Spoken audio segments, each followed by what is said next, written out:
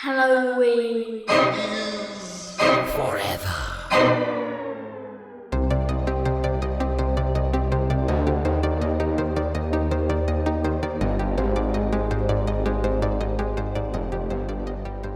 Good evening, Steven. Hello, Brian. How's it going over yonder? It's going pretty good, Brian. How are you?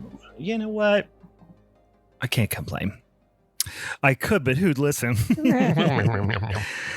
Got one for you. Yes. Are you prepared for one? Yes. All right. So this guy walks into up to a seafood counter, right? And he's carrying a giant crab. Mm-hmm. Right. He asks the gentleman working at the seafood counter. He says, "Hey, do you guys make crab cakes?" And the guy says, "Yeah, as a matter of fact, we do, of course." So the guy says, "Good, it's his birthday." Hey. Welcome, boys and ghouls, to a very crabby minisode. I don't know. Of Halloween is Forever. I'm Brian. Steve.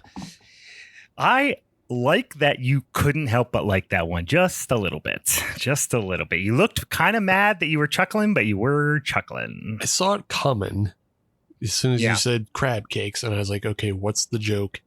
Oh, he makes the crab a cake. Yeah. Okay. Yeah. Yeah.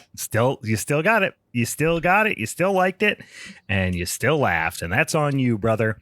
All right. Well, welcome once again to, I feel like for the first time in a while, just a regular old minisode. And we're going to talk about a movie. Speaking of crabs and giant crabs and crab-like appendages, we're going to talk about just a kind of random movie that we decided to talk about, which we'll get into in a hot sec here. A movie from the year of our Lord 2011 called The Whisper in Darkness. And I have a feeling there'll probably be quite a few folks who are not familiar with this flick. So we'll hopefully be introducing some folks to it this very evening. But of course, as always, we got some other shit we got to do at the top of the show. First and foremost, Steven, are you slurping on any kind of wet one? I don't know if I am or not. I think I'm in a space very much like the crabs, in which I think I'm existing in two states at once. Interesting. Because while it may be slurping on a wet one, it's called a dry one. It's called a dry one. I could see where that would be confusing. Yeah. I thought it was going to be so gloopy and so gloppy that it was like pudding, and it was literally somewhere between a liquid and a solid. But no, you're drinking one of them dry cides over there. Yes. So from Arsenal Cider House here in Pittsburgh, PA, I just picked up a dry event blend, which is, just a big old 16 ouncer of, 6.5% dry cider. Okay. Drinking all right for you? Yeah. There's no one else to show, but it is nice and clear. And, it's just that tight and tart is what I would call it. Yeah. Tight and tart. That was my nickname in college. Hey, I do like that you're drinking out of an old Milwaukee glass. Yeah, dude. As well. Classy as fuck. I like that. I'm also drinking out of inappropriate glassware, but I am drinking, I'll show you the beer first, a beer that I'm sure I've drank on this podcast before. Little Troegs Sunshine Pilsner, a tasty little yummy Pils beer, a little crispy son of a bitch. From our friends over at Troegs Independent Brewing in beautiful Hershey, Pennsylvania. And boy, it's looking crispy and clear and nice, but I am drinking out of a Fathead's glass. So decidedly inappropriate for the brand, but it is wet and I do be slurping on it, and it's crispy and it's nice and it's bitter and it's got a little breadiness to it. And I love the hop character in this beer. That Hersbrucker Saaz combination, lip smacking good. So I'm cranking through a couple of those this fine evening. We have a couple of other things we got to do aside from a slurping on a wet one. We got to talk about the showdown topic for March already, believe it or not. Last week, when we spun that spinny ass wheel, we came up with 3 topics, as we do every month in preparation for our first Monday of the month, our Showdown episode. We spun it. We got 3 topics. We put it out there on the social medias for our listeners and friends to vote on. They picked a topic, which we're about to announce. Then next week, me, Steve, and our guest or a potential collective Patreon community, in preparation for that March Showdown episode, we'll pick a movie associated with that topic. Now, just as a reminder, the topics that were on the table that were bestowed upon us by the most mysterious and most spinniest of ass wheels. I just really tickled myself with the way I focused on. I called it an ass wheel. We had 3, right? We had underground horror, in parentheses, literally, because we're talking about movies that happen underground, or something bad probably happens under the earth. We had Larry Fest, which is, of course, a celebration of all things Larry Fessenden. Or we're going to talk one more time. We've done this one once already, but we would do best scenes in terrible movies. Steven, do you know what took it down for us and what our Showdown topic for March is going to be? I do. Why don't you tell the boys and girls? The answer is March is going to be a Larry Fest. Oh, yeah. That's the one I voted for. That's the one we were pushing for. We got our way one time here. So we are going to talk about the great Larry Fessenden, filmmaker, in a directorial sense, a producer, a performer, a jack of all trades, just a legend of independent genre film. So we're going to talk about some movies that either were, directed by him or he's a performer in, or, something like that. We have done some Larry Fessenden movies in the past. We talked about, Habit, for example, Brooklyn 45. I don't know if we determined what other ones we've done, but next week we'll talk about what we're going to pick. So if you've got a suggestion for a Larry Fessenden movie and you're like, listen, he doesn't show up for that much in it, maybe you don't think about it, but you're thinking maybe it's something might not be on our radar, shoot us a DM on the old Instagrams or on the Facebooks or whatever, and give us some suggestions, because I know I have a lead dog. I have a leader in the clubhouse for what I want to do, but I have not made up my mind. Steven, you got anything you're thinking about? I have thoughts. You think thoughts. Mainly, I believe Wendigo is one of those thoughts, but yeah, I'm going to do some searching now that I know it's his time. Mm-hmm. It's his time. Yeah. It's his time. Since you're being transparent about your potential pick, I'll tell you which one I thought, and I was actually questioning, did we do this? And I actually went back and searched, and I do not think we've done this one. We Are Still Here. Oh yeah, we've talked about it a lot, but we have not done that. Like, I've seen it as well. Yeah. So yeah, it's a good movie. It's up to you. Yeah. I know it's not heavily featuring a Larry Fessenden, but he is certainly present and has a memorable performance in it. And there's all sorts of other great stuff. Anyway, we'll decide all that stuff next week. We got other fish to fry this week. Crab. That's one of them. Big old crab claw. Not even a crab, more of a crab appendage. But you know what? That's where all the juiciest meat is, anywhere in the claw. So one other thing before we get into this weird ass movie, Steve, we are getting ready here in the next couple of weeks to release our second episode of our Patreon exclusive podcast series. Why don't you tell them dang old boils and ghouls what's going on over there on a Patreon? Yes, jump on patreon.com/Halloween is forever. Sign up, give us $5. And for those $5, you get all kinds of wonderful exclusive things, including exclusives. You get on the Discord. You can chat and watch episodes happen live.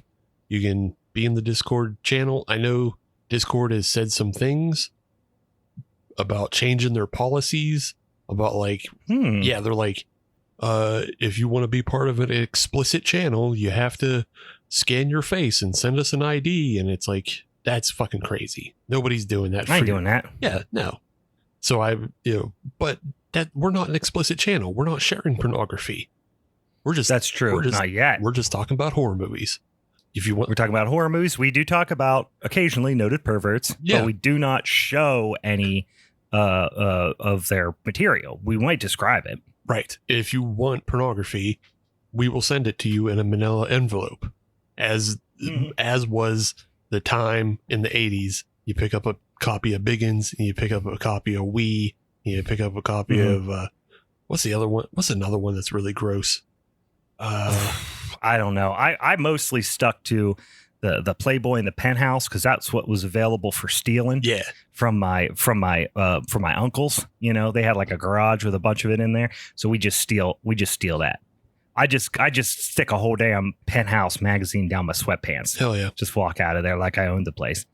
Yeah, but we'll send you pornography properly, but not over Discord. Yeah, like a gentleman. Yeah.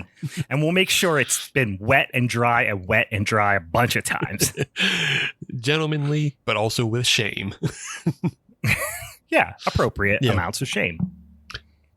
But yep, you get all those things. You get reviews and recos, and you get exclusive monthly podcasts. And like Brian said, we just released in January episode 1 of our brand new series, God Is Not Forever. And episode 2 will be coming out in February, where we watch a film that I haven't watched yet. I was going to ask if you watched it yet. I haven't got to it yet. I believe we discussed how I believe it was like in the background of a party, or like I just got high and fell asleep on it. Background of a party. It was what the fuck kind of party was that? A goth film school students party. Okay, all right, sure. That's the only scenario where that makes sense. Yeah, because we definitely had like my friend who was a goth film school student with me. Mm-hmm. He was from New York, and he had some more cutting edge, reaching out to things. So he had like sure. Guar DVDs, and he had the G.G. Allen documentary on DVD. Oh yes, we've talked about him. Yeah. So he had a bunch of things that were out of control on DVD, and he would just throw them on in the background on quiet. And so we'd have Guar videos and G.G. Allen, and I believe the film we're going to watch for February was on at a party as well. So it's, but yeah, this is a real, how do I put it? I don't know, a coming of age tale in a lot of ways, called Begotten. And if you want to watch that movie and hear us talk about an absolute fucking insane movie that potentially we can learn something about, and ultimately use it as some sort of influence or fodder or something to eventually complete our, or at least my annual mission, which is of course to kill God. We're going to do that to the best of our ability. So check us out over there. You get to join us as we record live on the Discord if you want to. You get all that bonus content. You get our 3 other Patreon exclusive podcast series that we've already completed. So a lot of content for that $5 over there on the patreon.com/HalloweensForever. Mm-hmm. Okay. And as always, follow us on the social medias if you're interested. Or you know what I would urge you to do? Stay off the social medias if you can, just for a minute. Go on there, make sure you stay engaged about the, giant pedophile government cover up that's happening currently, but then don't dwell on it too much. Otherwise, you're going to get real sad because it's a little tough. Yeah. Or you can all sign up. And if enough of you sign up and say, hey, Steve, keep us abreast on what the billionaires are doing to us next, then I'll dedicate a little bit of time to writing you up something, monthly or weekly. I'll send a little newsletter out through our Patreon about. He'll be the filter, through which all the horrible news happens, and then Steve can be your you don't need AI. You got SI. Hell yeah! It's not Sports Illustrated. It's Steve Intelligence. Hell yeah, buddy. All right. Anything else before we talk about this movie? Because I'm eager to hear what you thought about it. I'll be honest with you. Spoiler alert. mixed feelings from your boy. But I thought it was kind of interesting. So this movie, we were talking like, hey, what do we want to do this week? We don't necessarily have a plan, which is the first time in a little while. We've had a bunch of stuff backed up we had to deal with. We had to go out and talk about and that sort of thing. So this time we're like, hey, we ain't got anything planned. What are we going to talk about? And I said, hey, I'm watching this movie. It's kind of interesting. Maybe we talk about this.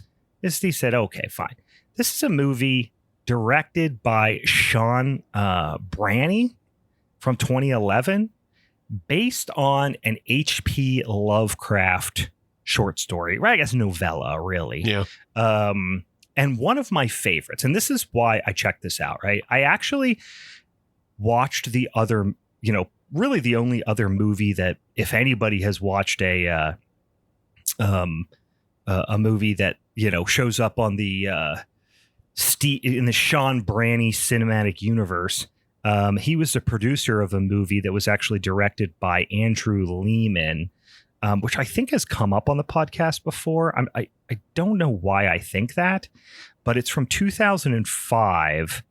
I think maybe when we were talking about some weird Cthulhu shit, but he did a movie in 2005 called The Call of Cthulhu that has a very similar vibe to it.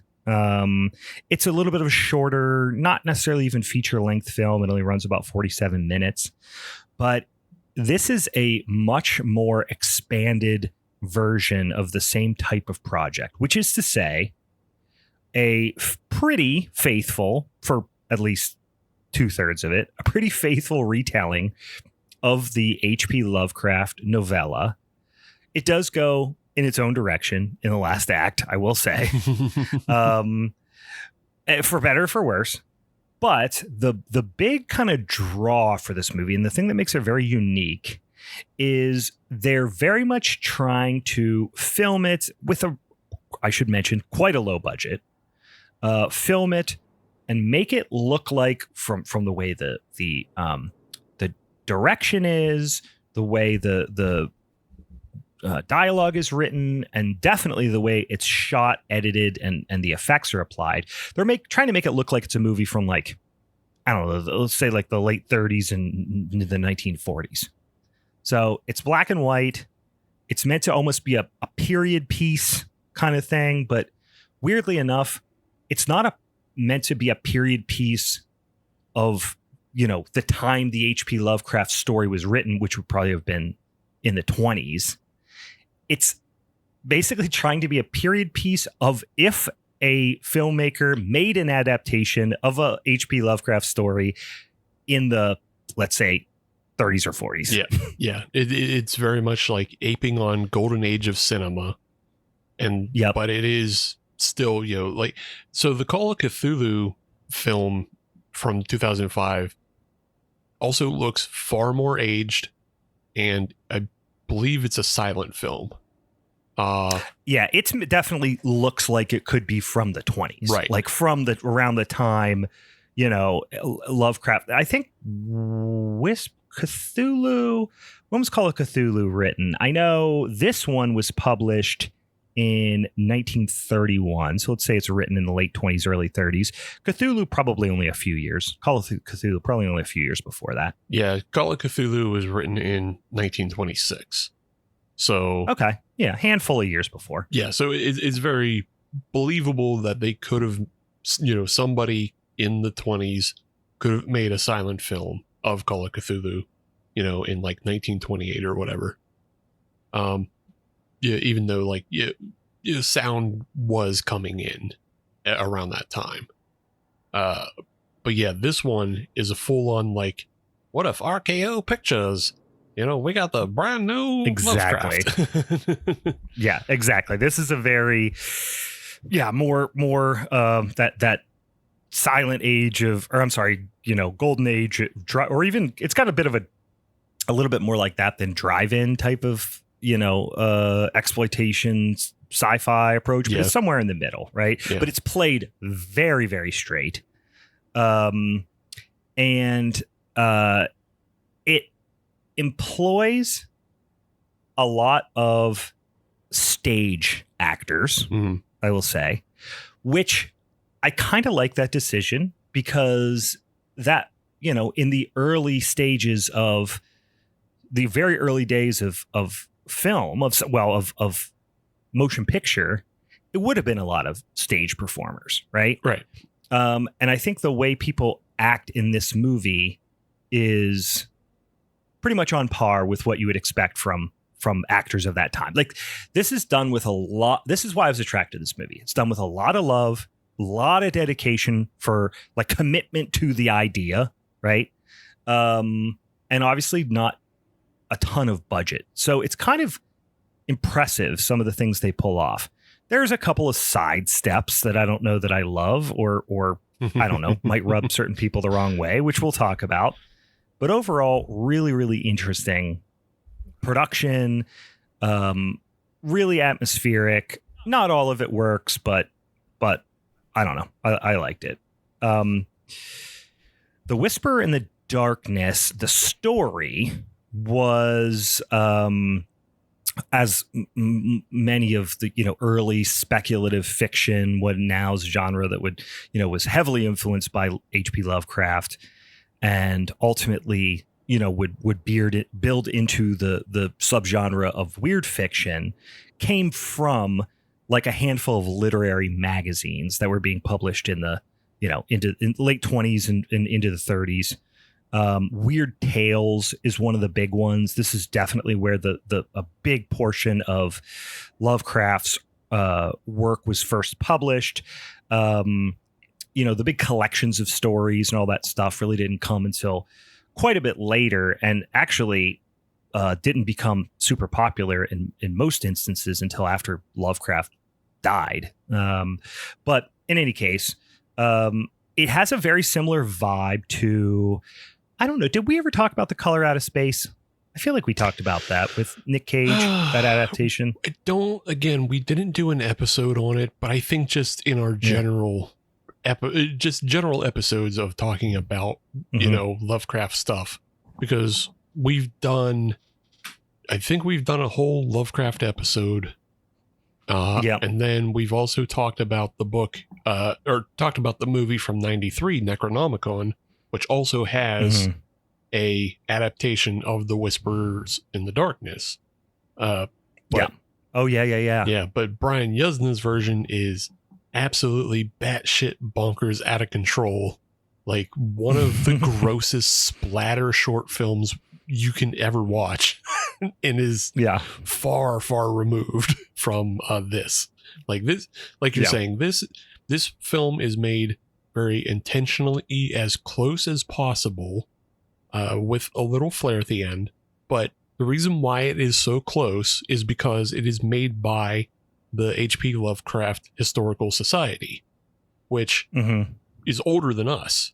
So like it's been around since the early 80s. So like it's a whole bunch of people who are, enamored with Lovecraft's works and writings, and, they're into preservation and they're into promoting it. And, both this film and the Call of Cthulhu film were produced by them. And then I believe they're also the ones behind the tabletop game Call of Cthulhu.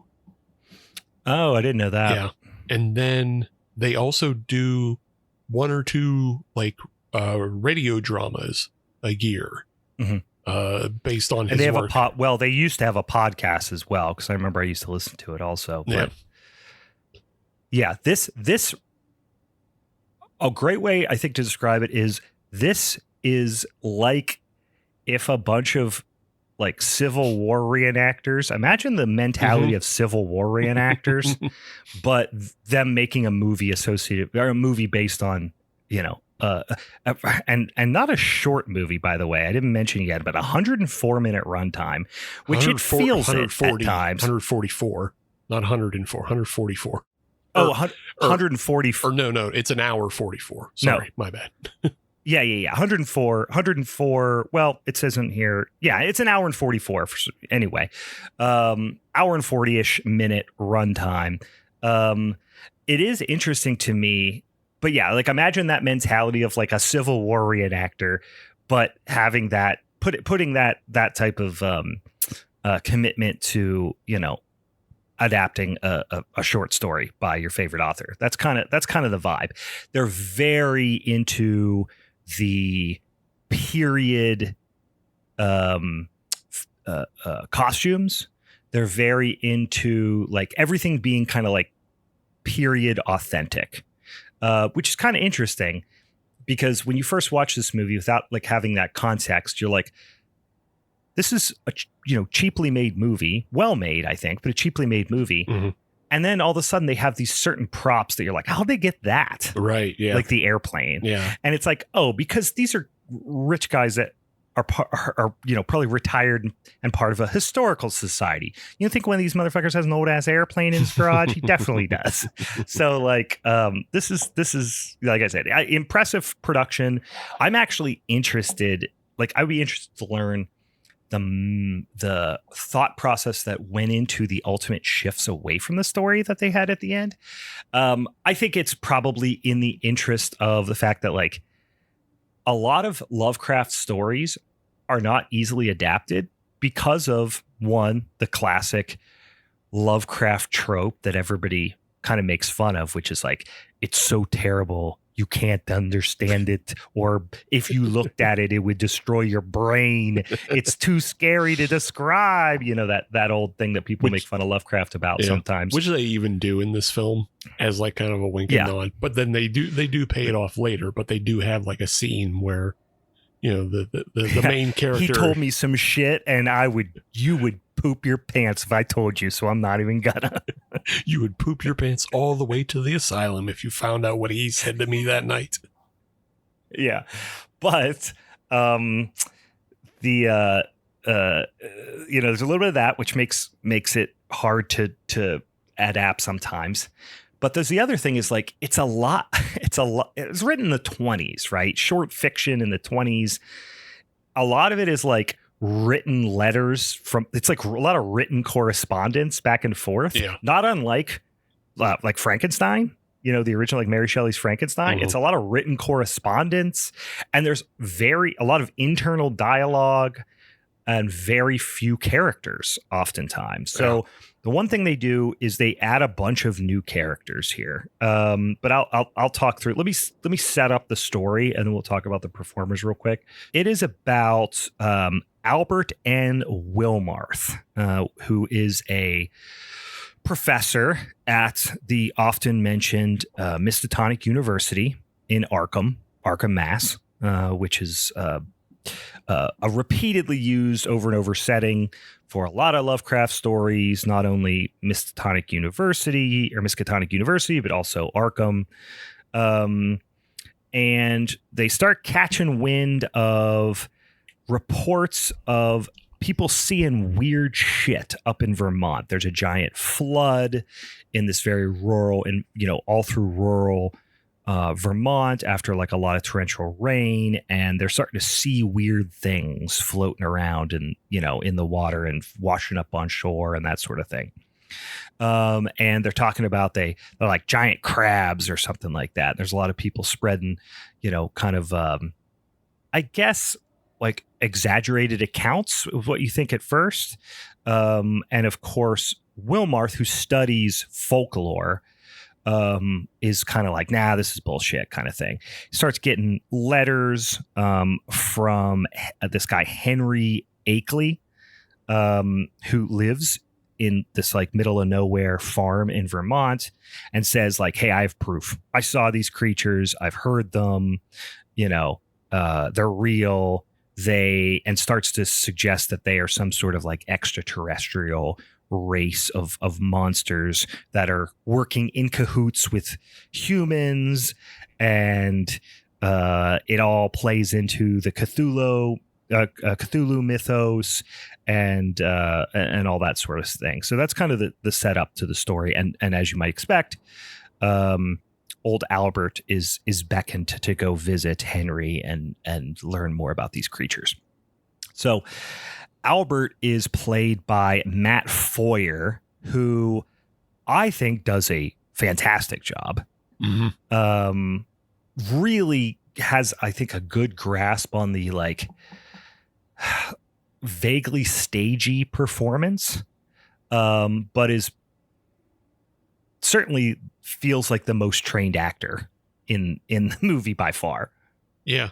But strangely, he doesn't really do much else aside from like these films. Like he has a couple credits here and there, but his main things would be this film and the Call of Cthulhu film. Yep. Yeah, I get the feeling he's probably an experienced stage actor. If I had to guess, judging from the fact that he has headshots and the fact that, I don't know, just his overall kind of acting vibe. But I think he does a really, really nice job. We also have Barry Lynch as Henry Akeley. Genre fans, aside from the Call of Cthulhu, a movie we talked about, he's also in Ticks. He's in Demonic Toys. He's in Sleep Stalker, which I've never seen, from 1995. Oh yeah, check that out. Oh yeah, that's a weird one. It's an interesting kind of not great movie. It's like one of those that has like an idea, but it's like, Yeah. I've never seen Night Force, but that looks kind of fun. He was in too. And then he was in a movie which I have no choice but to watch. I do not have high expectations, but it's called Desert Kickboxer. He's in that as well. So I got to check that out. I mean, how can you not watch Desert Kickboxer? And then a few other folks. Stephen Blackheart plays a character named Charlie Tower, which I don't know for sure, but I don't remember from the story. But he is in a ton of things. I don't know how big of a character he plays, but he is in a bunch of Marvel movies. He's in Rush Hour. He's in Annabelle Comes Home. I think most people will know him right now as the weird pervert behind the computers in the new Superman movie and Peacemaker season 2. He's in both of those. But yeah, it seems like he's actually he's a James Gunn guy, because he's in Brightburn, he's in Guardian of the Galaxies 2, and 1, and Belko Experiment, which was like Gunn's brothers. He was in Super. So yeah, I guess at some point he became a James Gunn guy and just gets picked up over and over. He's been acting for a long time. I mean, he's in all these big Marvel movies, but he's also in 100 Million BC. He's also in Tromeo and Juliet. Oh yeah, that's where he becomes a James Gunn guy then. Yeah. Yeah. Yeah, because James Gunn wrote he's in that. Retro Puppet Master. Like he's quite an interesting career. And he's probably the only person that I recognized when I saw in this movie. Doesn't play a huge role, but couple other people worth calling out. Nathaniel Ward, played by Matt Lagan, in Death Note, the 2006 Death Note, and then a whole bunch of other things where mega sharks are involved. So Mega Shark versus Giant Octopus, Mega Piranha, Mega Shark versus Mecha Shark, 2010 Moby Dick. A lot of fun stuff on there. And then the last person I'll mention is Autumn Wendell, who plays Hannah Masterson. And she's really only been in this and a couple other, The Butterfly Room, which I know nothing about, and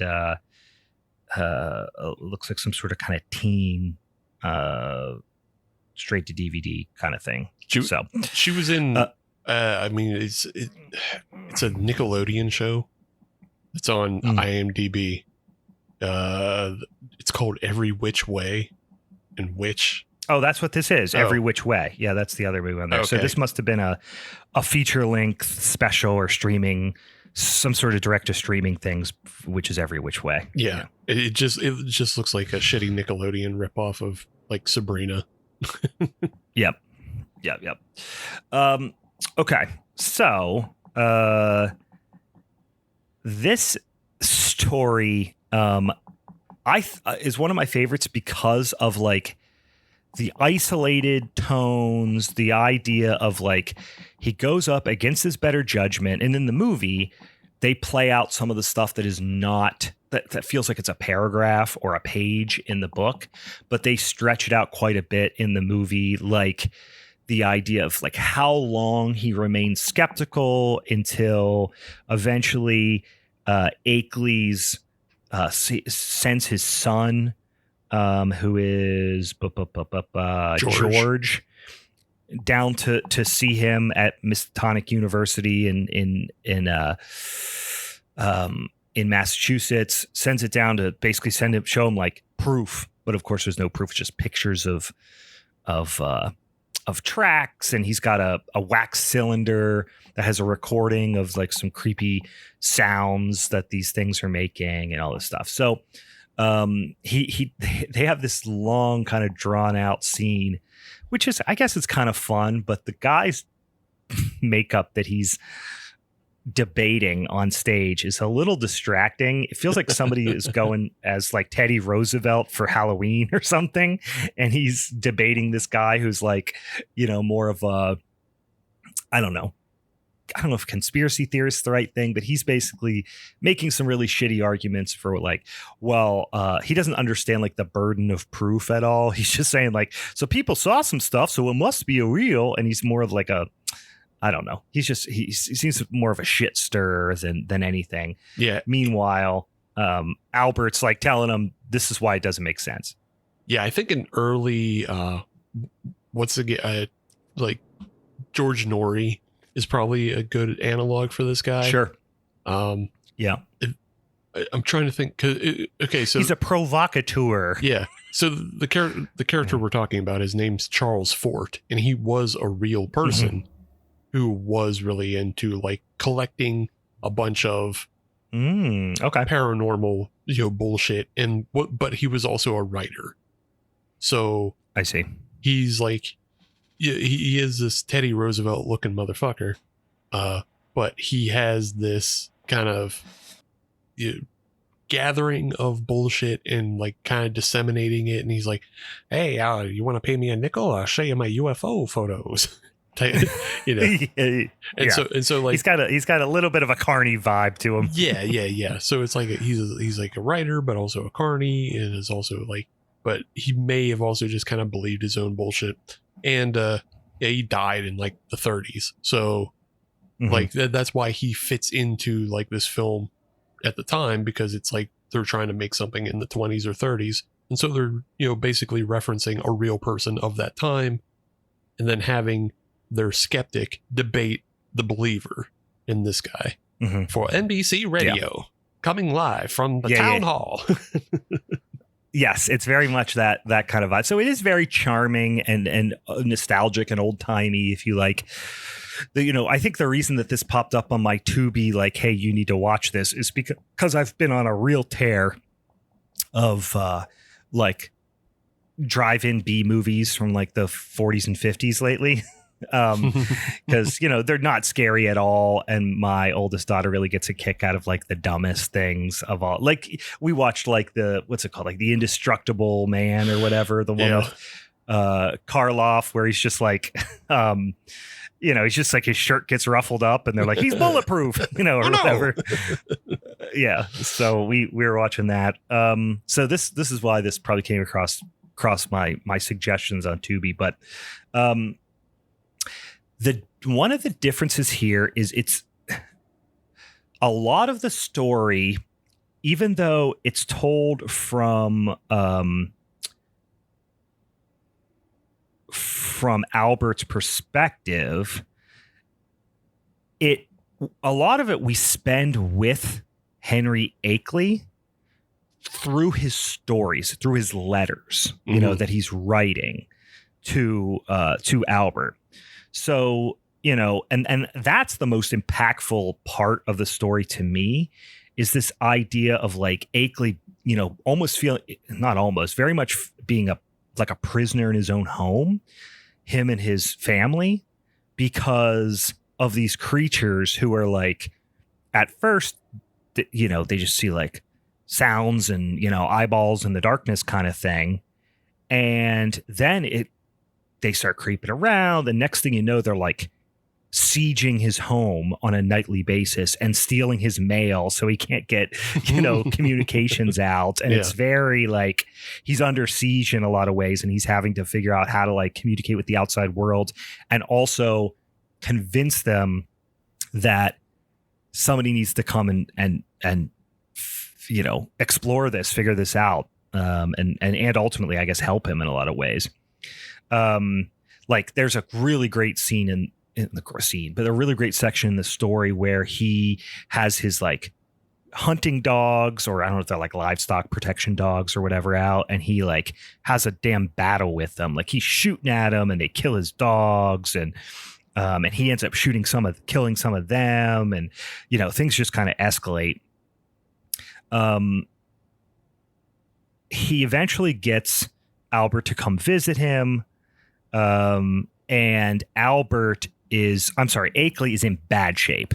Like he's very sick. This is all where the story and the movie are 1-to-1, right? Almost to a fault, almost to a point where like they're drawing out sections where this movie we said is like an hour, 40 plus minute runtime. Boy, it probably would have benefited from being about 20 minutes shorter. A little bit. Yeah.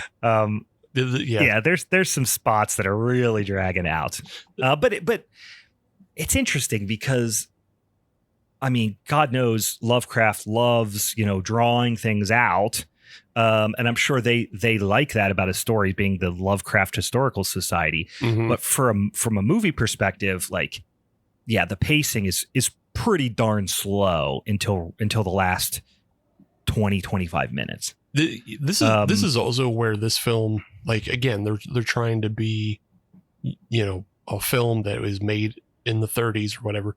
But this feels more like the nuclear age, 50s, 60s type of filmmaking, where like we have film stock and we'll run film stock on just talking scenes. Like we'll do a lot of talking scenes. Yes. The 30s films actually feel better paced. Like when you think about, I agree. When you feel like Invisible Man and Frankenstein, when you look at those films, they actually feel better paced because they're just trying to hit as much action as they possibly can. They don't want to like waste your time. Whereas 50s and 60s films were just that was kind of the jump towards mass production. And so that's why shit gets drawn out, because they're just trying to fill theaters or fill drive-ins, whatever it may be. And they will lay down and have it enough where it makes sense for them to put an intermission in the middle. Right. Yeah. And they'll just lay down some of the most, boring talking. This film doesn't feel quite boring, but it does remind me of the original Thing from Another World, in that there's a bunch of just, and I think the other part of it is because there's like no women in this film. And so there isn't. There's one little girl and that's it. Yeah. Yeah. And it's like, it's not necessarily all the, in the Thing from Another World, it's got that classic, sci-fi jibber jabber where it's just like, turn the flux capacitor in X degrees and then this will happen. And it's just all sci-fi, jargon. This is more like, a lot of, I don't know, expounding on things and people overhearing other people's conversations. And I like this movie overall, but this is not the thing that I disliked about it. And actually the thing I quote unquote disliked about it, which we'll get to, is not, I don't know that I even dislike it that much. You just noticed how it was different from what you like in the original, in the original story. That's all it is. And I actually think that, I'm getting ahead of myself, but actually, like, I don't blame the filmmakers for doing what they did, I guess is what I need to say. Yeah. But anyway, I'm getting ahead of myself. Yeah. But that scene where they all are just poring over George's photographs in the most stage ever. And that fucking newspaper guy busts in and and the guy he's like, what the heck's going on in here? And he's just like, we're doing man shit in here. What do you want, paper nerd? And that feels so much like the way they treated the reporter in the man or in the Thing from Another World. Yeah. The tall guy with the glasses. I did. I like that. Yeah. There's a lot of back and forth and hemming and hawing, and it takes an enormous amount of time for ultimately Albert to start to believe that there is something, right? Like I said, he does eventually go up there. He finds Akeley, very ill. In the story, and I can't remember because it has been a little bit of time since I read the story. I don't know that, because in the movie, he has someone come and meet him at the train station, and it's not Akeley. It's what is the name of the character? In the movie or in the short story? The movie. Oh, in the movie, it's a guy by the name of P.F. Noise. And Noise, that's it. Noise. Yep. I think I was reading that I believe there was some for this film, like you said, because like in the short story, like there's so few actual characters. Yeah. Some of the characters that are in this movie are adapted from the characters that the Historical Society members played in the tabletop game. So like they got just little Easter eggs for themselves. They got to add in their tabletop game characters to the movie. That makes a lot of sense because they feel so intentional, even though they are fabricated characters like Noise. I don't think anybody comes and picks up Albert from the train station. I think he just makes his way to the house and then finds Akeley sick and beat up. In this instance, Noise comes and picks him up. There's a pretty cool, pretty impactful, scene where they're driving this old car and stuff. And Noise is a shady customer right from the beginning, but he's kind of charming and whatever. Long conversation in the car. This is one of those examples of a scene that goes on for, it feels like 10 minutes, which just like, boy, this didn't necessarily need to be here. But they really did a good job of establishing Noise as like, ooh, we don't trust this guy a little bit. I think it got a little out of hand with how kind of campy he gets, because he gets Noise. I mean, there is. He's got a little thin mustache too. Yeah, he's got a little thin mustache. He would twirl it if he could, and the way he just like drops a bunch of hints of like, this guy is not safe to be around. One of them is like, okay, did you wind your watch back? Because we're in Vermont now. We don't believe in any of that daylight savings hokum time. Yeah. And then he lays it in so thick, and he's just like, time moves differently around here. And it's like, come on, man.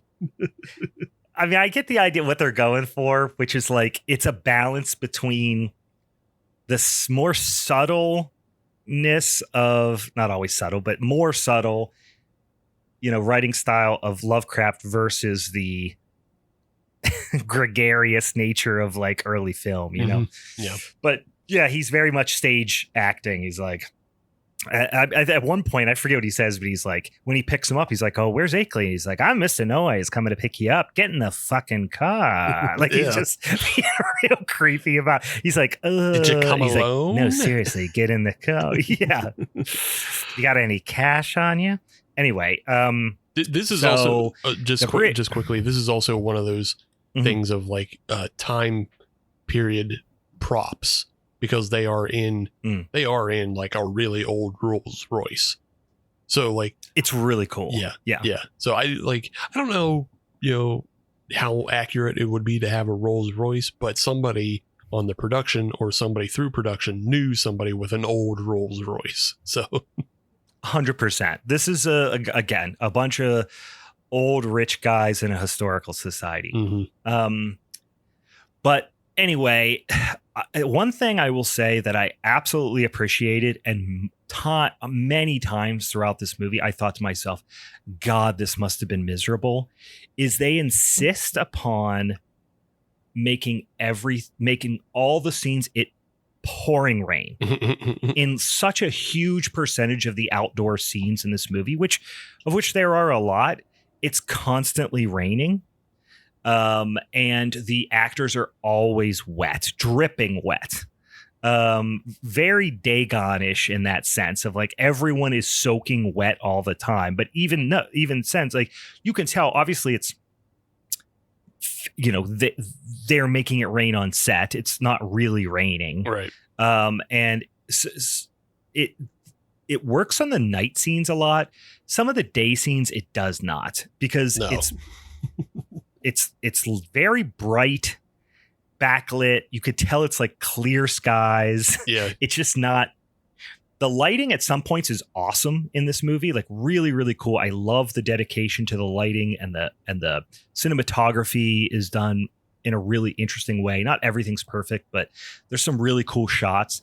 But then there's other times where it's just like they're going for the day for night thing, or they're going for, it's raining, but you can tell the sky's clear blue, Yeah, you can tell the sky's clear. You can even tell like where the rain starts and stops from whatever device they're using. Like there's one scene where Albert is coming into frame and he has his umbrella up and nothing's hitting the umbrella, and then he passes into where the rain is coming down, and it's it's basically just a hose, and like you can tell like the way the water is arcing in, so it's like hitting his like it starts hitting the umbrella way harder than anything else because he's close to the hose, and then he moves out of the range of the hose. It's they got some sprinklers going, to do the rain scenes. And there's sometimes where he walks into like a broader shot of like a bit of a landscape, and you could tell off in the distance it's not raining over there. Right. Like you can't, like none of the tree leaves are moving,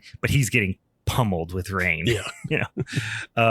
But anyway, their dedication to it, and just like the actors constantly being soaking wet, and some scenes it does really, really work. Like especially when he's like close to the house, I think it works pretty well. Yeah, like when he's looking in the window and that sort of stuff. But anyway, jumping forward a little bit, he gets into this conversation with Akeley, and in the story, I don't remember exactly how it plays out. I know it's kind of like I'm tired, we'll talk later, but they really play it up here. And the guy who plays Akeley in this movie is really laying on the crazy, right?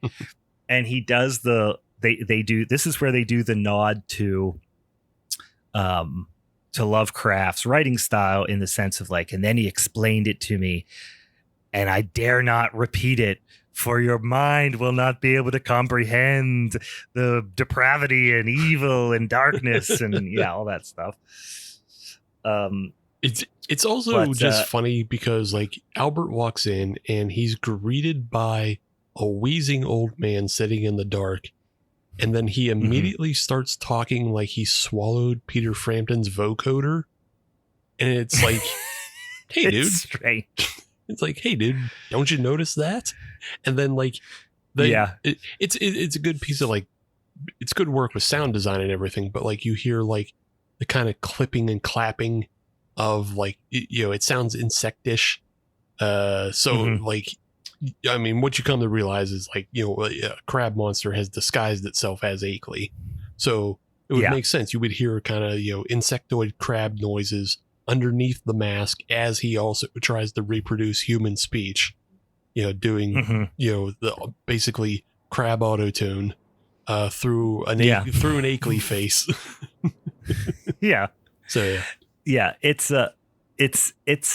it comes as a little bit more of a surprise in the story. Obviously, they plant the seed pretty heavy with you could tell right off the bat, Akeley, something be weird with Akeley in this movie, but we also get this idea of like, hey, basically these creatures, like Akeley explains, not Akeley, he thinks it's Akeley, explains like, hey, they can show you the far corners of the universe, and because our bodies aren't used to, aren't able to travel through space like theirs are, we can they can basically put our brains inside a little cylinder, and then they have a little machine where you can, essentially, see and hear and like interact with humans, and then we'll put your body in, in storage somewhere or something like that. Akeley is basically like, I'm going with them to their dang old, other dimension or out into space or whatever, and is trying to get Albert to come with him. So in the movie, they show him the device and this other guy that's in the device, and he has a lot of big conversation with him. He actually in the movie, I don't think they did a bad job, but they're basically like Zordon from the Power Rangers, like when they pop up and talk to him, that's kind of a little bit what they look like, but not quite as stretched out. But we're going to, Yugoth to with these beings that's out on like Pluto or something like that. That's kind of what they hint at in the story, or they suggest outright in the story, and they kind of hint at in the movie.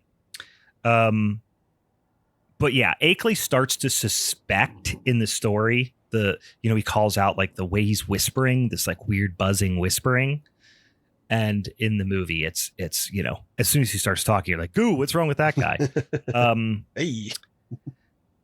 So Albert starts to hear some like conversations happening from his bedroom at night, and like they're discussing some alarming shit, and there's several voices as well, which are like freaking him out. He in the movie, he's seeing creatures passing his, he's kind of peeking through the keyhole, and he's seeing figures passing and all that stuff. And he starts to overhear these people talking, or these something life forms talking, but Akeley doesn't seem to be there. And this is where the story kind of like wraps up pretty quickly, in the discovery that Akeley was one of them. They were using, basically this like rubber and mechanical like mask and hands, and to trick Albert into essentially allowing them to like take his brain and encase it or entrap it in some capacity. And Akeley is gone at this point. Like he had never been communicating with Akeley. And then the story concludes with Albert, basically piecing out of there after finding the discarded mask, the face and the hands. And then that's like the big reveal.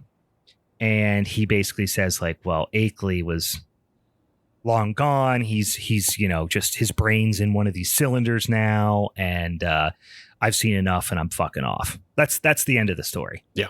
The movie takes it way, way longer in a different direction.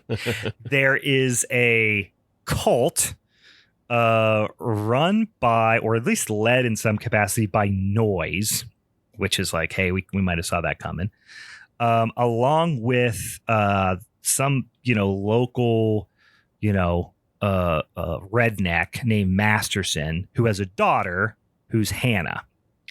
So we also have some local thugs, along with Noise, are essentially I don't want to say worship, but are certainly working in cahoots with the creatures to open up a portal to their world. And the big reveal is that it's not a portal to travel to Crabland. It's a portal for all the crabs to come here, and they're going to take over the planet. And they're going to enslave humankind, or whatever crab creatures do when they get here. Yeah. So that's the big reveal here. The whole time I'm watching this movie, and I will admit at certain parts I'm like, it's starting to drag a little bit, but I'm enjoying it. Whenever Noise comes out and is like creeping in the hallway from his bedroom and hearing the conversations with the creatures and stuff. You mean when Albert comes out? You said no. Oh, I'm sorry. Yeah, Albert. Yeah, sorry. Albert comes out and hears all this, and Hannah's basically like, you got to get the fuck up out of here. We're seeing some shadows of crab claws. And I'm like, hell yeah. Yeah. I want to see a big ass crab monster with a weird, because the way that the creature, I should say, in this story is described is pretty vague, as is the case with a lot of Lovecraftian creatures. And it is a little bit up for, like, he'll get really detailed about certain things, but then not describe other things at all. So they end up being up for interpretation. Probably the most, like, I don't want to say understood, but the most painted picture of one of these creatures that he lays forth is Cthulhu. And Cthulhu, giant hulking thing with the crab head, or with the octopus or squid head, is, you see that image in a lot of places. Mm-hmm. These characters, which are these beings, whatever they are, which they're not really aliens as much as, like, there also are some suggestions that they're just from another plane of existence, not necessarily another planet. So I don't know. They're all tied to these, like, ancient, like, old gods, which may have lived on this earth or may have lived on a different plane or simultaneously live in both. But anyway, these are called Migo, and they are described as having these, like, crab-like appendages, but they also have wings. They fly. And they also have this kind of, like, brain type, I don't know, exposed brain almost. I don't know how else to say it, but, like, there are a lot of different interpretations all over the internet of what they actually look like. Okay. I always imagine them reading the story as being a little bit more crab-like. You know what I mean? Right. Like having a bunch of legs, scuttling around like little crabs, maybe a little bit more arachnid, I guess. When you see them in this movie, they are CGI created, which is to be expected because this production does not have the dollars to create any probably giant monster costumes, let alone, they're not necessarily giant, but let alone one that is this crazy and alien, right? Bespoke, really. Like, because you're just not going to find these parts in, like, a special effects warehouse sitting around. Like, no. We've talked about how things get repurposed a lot on cheap films, and there's no repurposing this thing because it's so bespokely weird. Yeah, it's not a goblin or a troll or anything like that. It's not. It's its own really bizarre thing. And frankly, if you go and Google, what the Migo look like, you're going to get a lot of different variations. But essentially, imagine some sort of, like, crazy looking insect thing that has, like, crab claws, but also has some sort of, like, weird little head with, like, almost like a fleshy top to it, almost looks like, brain matter or something like that. This movie took that very literally. And when they designed these creatures, they have, like, a straight up brain. They also have, like, little, they almost are Krang adjacent. Yeah. In that they have, like, little mechanical components attached to them that makes them, be able to, like, see and stuff. So imagine almost like a brain with a little, like, cap on top of it that then has some, like, mechanical eyes or something. I don't know. It was off-putting to me. It was not, and not in a fun way. It was like, really? That's what they're going to look like? And then, of course, them having, like, Dracula 2000 level CGI doesn't really help. That might be a little harsh, but they don't look great from a distance. Well, I don't know. They look kind of okay from a distance. It's when they're really close up, like when Albert, like, gets bum rushed by one, like that. Those shots stand out really bad. But yeah, they don't look great, but at least at that point you're like, wow, they put a lot of thought into this design. Yeah. Like when it does look like a PlayStation 2 like cinematic cutscene, but it at least it's like, wow, it's a pretty wacky design. I guess it's like when he first gets bum rushed, it doesn't look good at all for whatever reason. But yeah, as it goes on, like there are some miniatures of these things when they're flying, and then there is one really good CGI shot when it lands on the wing of the plane, and it kind of does like a monster roar face into the camera, and that looked really really good. So it's just like there's like different steps of like how good this monster looks, and they don't show it off a lot, but I don't know. I can see how it's like but then sometimes I'm like, hey, but then other times I'm like, well, it did grow on me a little bit. I'll be honest with you. When I first saw them from the distance and you see like noise and all the guys and they're doing the little ritual trying to open up the portal or whatever, I was like, what the fuck? Come on, guys. Like now I was like, now I know I've never heard of this movie, but it does get a little bit better. Like I said, that shot of it actually, why I said PlayStation, cutscene is it kind of reminds me a little bit, at least its head, of like the liquor from Resident Evil 2. Oh, okay. Do you remember the first time you see it crawling on the ceiling of the one room in like the Raccoon City Police Department? You look up and you get a little cinematic cutscene of its tongue coming out. It's got the like exposed brain.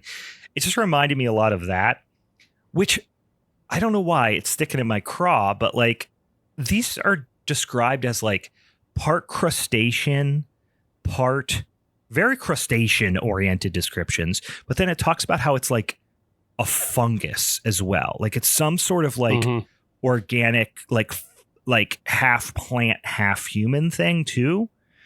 And for it to look like a brain, like a human brain, I was like, I thought that was lame. Yeah. But yeah, this story, and I don't know, I honestly haven't read the short or the novella of this. But a lot of the elements in this are also in The Shadow Out of Time. And The Shadow Out of Time has like a lot of, like brain transfer and, going into the bodies of aliens that aren't made of, they're made of different things. The way these are like supposedly, fungal in nature. The you go into aliens, I think I can't remember what they're made out of, but they're not made out of something you think of as being like organic or living at all. Because not regular matter. Yeah, I don't think scientifically they think they could be, and because Lovecraft wasn't that much of a scientist. But no. Yeah, I think this shares a lot with The Shadow Out of Time, and I half wonder how much actually got pulled from that and put into like this last third of this movie to kind of make up for the fact that the short story already ended a couple scenes ago with Albert just running away. So I've seen the critique many times is that Lovecraft is great at telling a story but doesn't know how to end one. Like, so a lot of his stories do end quite abruptly or not in a satisfying, like, hey, we've come to our natural conclusion. It's like, like this one. Hey, something scary happened. Fucking run away. You know what I mean? So, this he escapes the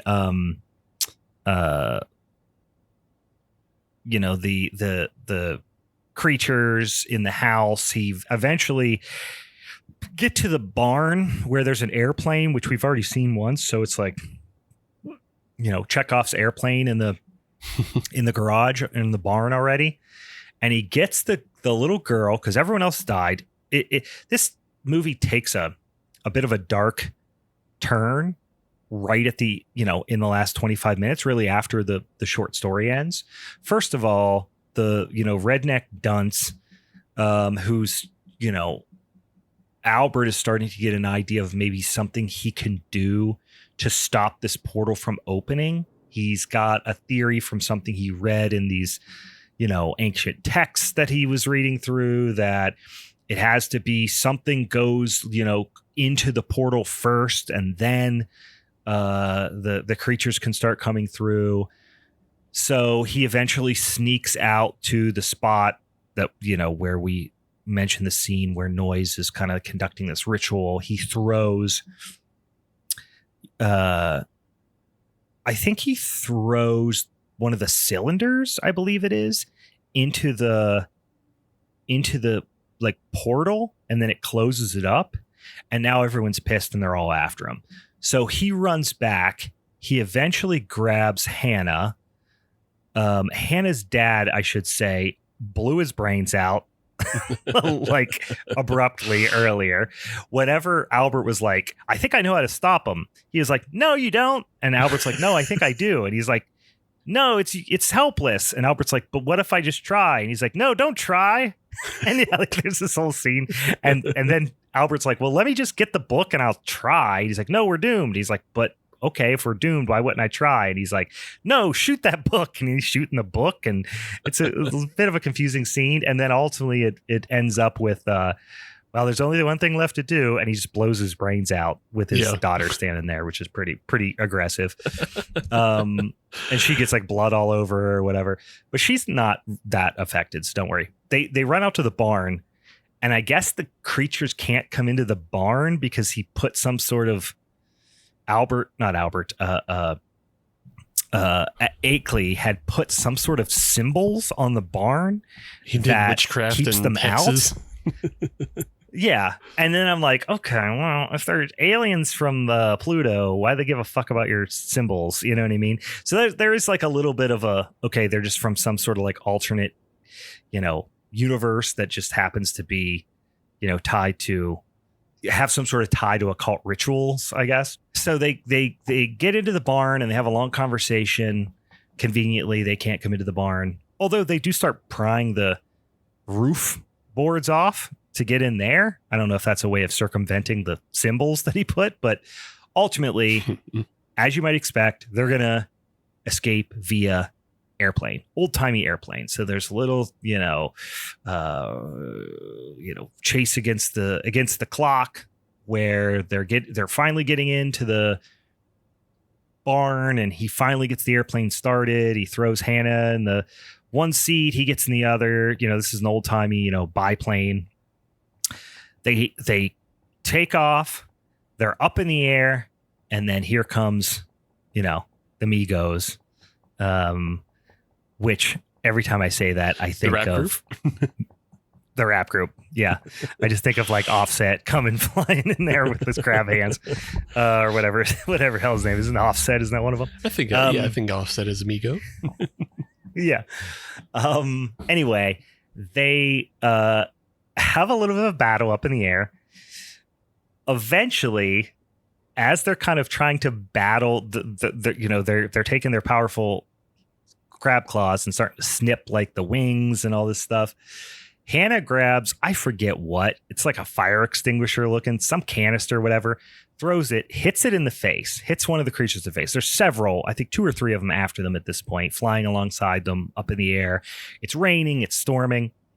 And in perhaps certainly the harshest, but also in a way the funniest scene in the movie, one of them, after he goes like, good job, Hannah. And as you can imagine, they're starting to develop a relationship. He explains that his wife and daughter died during like the Spanish flu. The Spanish flu, yeah. Yeah, because he's like, I came home from the war. And it's like, oh yeah, so he came home from World War One. His wife and daughter died from the Spanish flu. And he's like, but you were just about her age. And so you're thinking, yeah, he's going to have like this nice kind of like, moment of being a savior and saving this kid. And I don't know. I kind of like the twist. The fact that I do too. They pull her out of the plane and then just dump her. And then he has to watch her fall like hundreds of feet down to her death. The creature just does a good old fashioned yoink and yeet. Yeah. Just grabs her and just goes, bye. And then she's, and he's like, no. It's like really drawn out. Which I feel like it's in line with like, I don't know how intentional this film is or how aware this film is about its misogyny. Because like we said, like it's just all men throughout the film with the exception of Hannah and like a couple background players. When we first meet Hannah at her father's farm as Albert's coming into town and everything, like Albert is talking to her father and Hannah just kind of pokes her nose in, like she just kind of looks into the scene. And and her dad just like pushes her away, pushes her back out of frame. And my note just reads, yeah, there's no females in this movie. Go on, get. Get. And from that's like 40 minutes in. And then we don't actually hear Hannah say a word until well after an hour of this movie. So it's just kind of well, her dad is a crazy occult redneck. So sure. You know. I'm just saying it's just very funny that like we don't see another female until 40 minutes and then she doesn't even get to speak until 20 minutes after that. So it's just very, and then in the end, she just gets dumped in the woods anyway. Well, it's funny too, because like knowing Lovecraft's predilections for misogyny and xenophobia, really more than anything. I wonder if it was like a little bit of a like, hey, we can't make this too, like we are the HP Lovecraft Historical Society, so we've obviously come to terms with the idea that like great stories. I'm a fan. I've read, almost everything he's ever written, but like wasn't a cool guy to hang around with. You know what I mean? Yeah. Like notorious racist, extremely xenophobic. And I wonder if that was just like their nod to like, yeah, we can't make it all sunshine and rainbows. We can't have the Burger King Kids Club pull up and be friends with, Albert or whatever, because H.P. Lovecraft would be like, look, black people run away. Yeah. Especially this is 2011, so this is pre-woke. So, you can still get away with this shit. Yeah. I'm looking at I just rewatched the scene where he, yoinks and yeets Hannah. Yeah. And then the thing just staring directly into his face it's such a weird scene. The way this ends too is just like, Albert basically decides to, I'm going to say 9/11 their Stonehenge. Like there's some sort of it's like their little, ritual kind of area, I guess, where they're trying to open up I guess it's hard to see because it's all happening very fast and shaking, and he's literally like kamikaze bombing this area, which I think was supposed to be the area that they were trying to open the portal from. But there's also these little like Stonehenge rocks, which I'm like, I don't remember those. But anyway, Albert just decides, fuck it, I'm going, right? And then just fades to black, and you assume Albert's dead. But then it basically goes on to like slowly show like, oh, here's what all these other people are doing now. And like things are fine. And everyone's, moving along with their lives. But then, he's slowly explaining that, oh no, they've actually just already started their takeover of the world. And,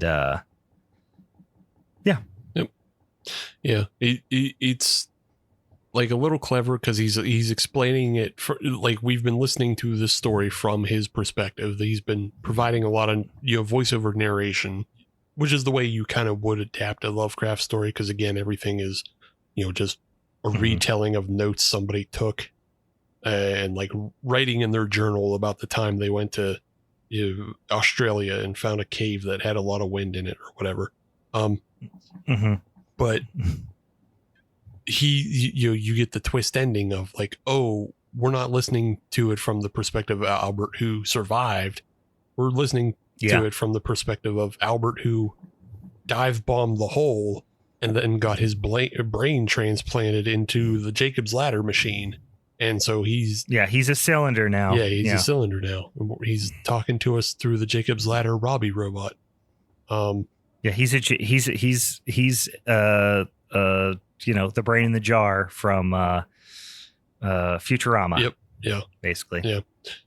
They do a great little makeup job on him too, of like giving him kind of the mascara under the eyes, like, I don't know, like kind of Renfield and in Dracula from the 30s type. In the final scene, you mean when they show him in the head? Yeah. They give him a little bit of that. But yeah, they show everybody else is like discovering that he's fucking gone, like his plants are wilted and everything is been disappeared. All the evidence has been disappeared. But then they also are like, oh, they found the planet that they're coming from now. So I think the suggestion is like, yes, he's a lost cause. He's a brain in a jar now. Yeah. Just like Akeley was. But also they're also coming for everybody else now. Yeah. So at least that's how I took it. So I believe so, like, yeah, I'm thinking like maybe this movie was supposed to be set in again, this is how it's hard for me to know. I guess it's supposed to be set in 1931, the movie, because like the actual story was written in the 30s, and then it was published as a collected work in 31, and Pluto was discovered in 1930. So when we see the paper at the end that says, mysterious ninth planet discovered, like, they're like, oh yeah, hey, that's Pluto. You go, oh yeah, they discovered a ninth planet. for I wonder if, I'm sure there is just like some sort of historical society boner that they all get from like I'm sure that like they understand the context of like them discovering Pluto probably inspired a ton of science fiction and space travel speculative fiction. Right. And me not having that knowledge base, like, probably don't realize how influential of a thing that was to the public zeitgeist. So I get the feeling the fact that they're really focusing in on that, and that obviously wasn't really part of the story. I don't think. It just feels like that was like, again, remember, this is a story like written and directed and performed and all these things by a bunch of like history nerds. Yeah, history nerds and Lovecraft nerds and nerds and yeah. I'll say the special effects, some of them are really good. Like the mask, the Akeley mask is fucking. It is good. That's fucking fantastic. When they finds it. Yeah, like that's fucking fantastic. And like there's a lot of miniatures here and there throughout the film. Like the film opens on a miniature, which is really cool. Yeah. But yeah, like the guy who did the mask, I just had his name up. His name's Dave Snyder, and he was an established special effects guy before this, and like went on to do even more after this. Like he did like effects on Babylon 5 and the Necronomicon movie from '93 and Hellraiser Bloodline.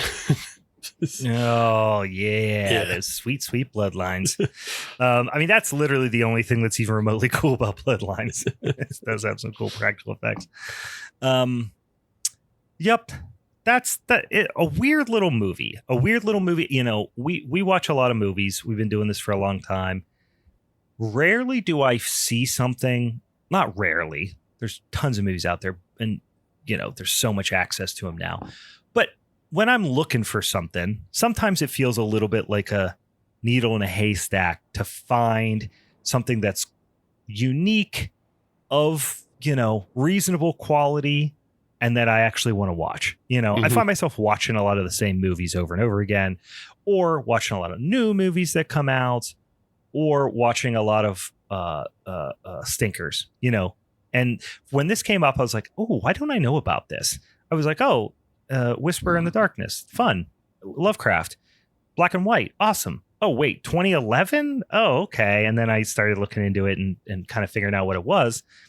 But yeah, just very rarely do you find something that feels really, you know, singular and unique, and is pretty fun at the same time. So thought that was worth talking about.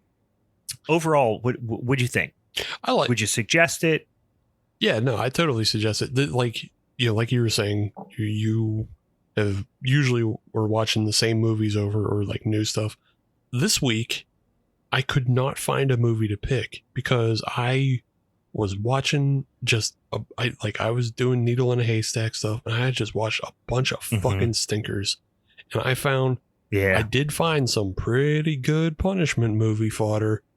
You did tell me that. I was like, you want to do this, or do you have something better? And you were like, I watched some stuff, but it's more punishment stuff. I watched a movie that might have like the worst editing. We have a lot of categories where we're like, this movie has terrible acting, this movie has terrible effects, this movie has terrible this and that.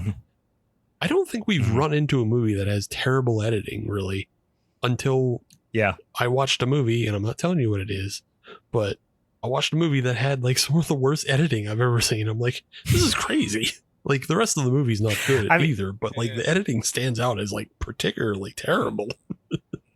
I mean, everyone who listens to this podcast knows that we are spiraling towards just only the most unwatchable niche topics. Like, it's been a long time coming. You know, look, from our first episode, however many, you know, years ago, I don't know how long we've been doing this, 5-6 years, something like that.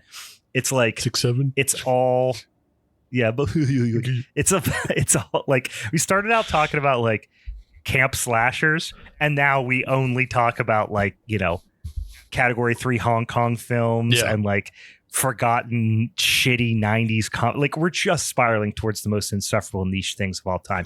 Speaking of which, I think I watched something else. I forget what else I watched, but I didn't watch a lot of movies this week because I've only been watching late 80s to mid 90s WCW. Like, lately, that's pretty much all I've been watching. I've been watching like every Starcade from like the 80s and 90s. I've just been watching a lot of Sting, you know, a lot of up until like DDP kind of era, but I'm watching a lot of the Steiner brothers, you know. I just been getting real deep into a specific era of WCW. So I got to get back on the spooky movie bandwagon here, guys. If you've got stuff, what else did I watch? Because Joe Bob was on last Friday, and I watched. I forget. Shit. Oh, it says House on Haunted Hill, which I've seen 90 million times. Yeah. Did they do a double feature that time? Because they did, but I fell asleep, and I forget what the second movie was. It was another haunted house movie. Yeah. Because I think whatever the second movie was one I'd seen pretty regularly. I think but I don't remember. But yeah. I'm a sucker for some Vincent Price, so stuck around for the first movie. I don't make it much past the first movie these days. I get too sweepy. All right. Any final thoughts in this movie before we wrap it up? Final thoughts in this movie? No, not really. Just go check it out because, like, it is like we said, it is a singular work of love. Weird. I find it weird that like Sean Brady never went on to like direct anything else, because it seems like a lot of people went on to do other things from this film. But yeah, Sean Brady never really went on to do anything else except provide a voice for the 2024 Alone in the Dark video game that starred David Harbour. Yeah. So still in the realm of Lovecraft stuff, but yeah. I have to look. Yeah, that's interesting. I have to see what maybe he's more. Yeah, I don't know. Yeah, obviously a talented guy. Who know? Wonder what endeavors he took on otherwise. Yeah. But I don't know.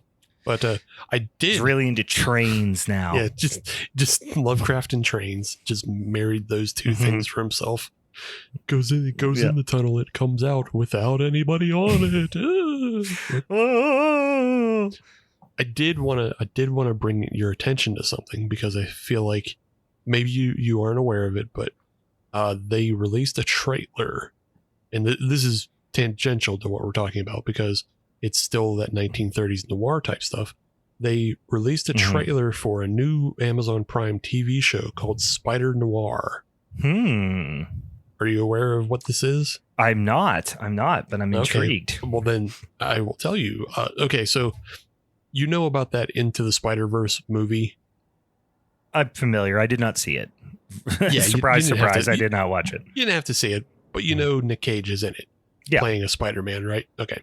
So Nic Cage is playing a Spider-Man that's called Spider Noir. It's like a alternate universe Spider-Man who was a detective in the 30s and did vigilante stuff dressed as a Spider-Man. So then they've now made a live action show with Nicolas Cage as Spider Noir.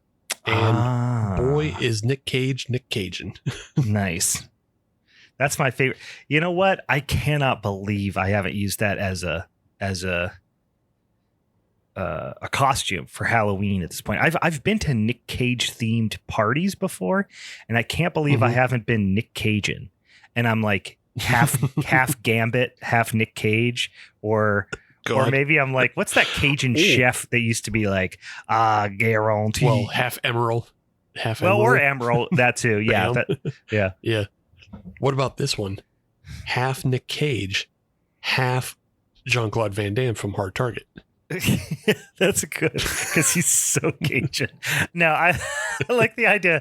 My favorite personal Cajun is, of course, Gambit, the most emo of all the X-Men.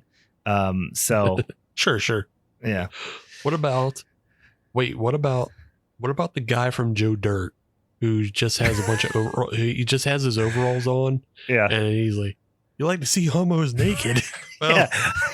Homo naked. I want to say homo naked. I don't know, man. Guy likes to see homos naked. When you make it. Homo when you make it. Homo when you make it. Goddamn, boy, everybody know that. Yeah, everybody know that, old homo when you make it. Hey, man, if you like to see homos naked, that's your thing. It's none of my business. I oftentimes forget that I know every word to Joe Dirt pretty much as well. The movie's fucking great. Most people try to. I will regularly ask somebody if they want, at least ask if they want French fries with that. You want a Weinberger and some French fries? Unfortunately, Kid Rock has not aged well.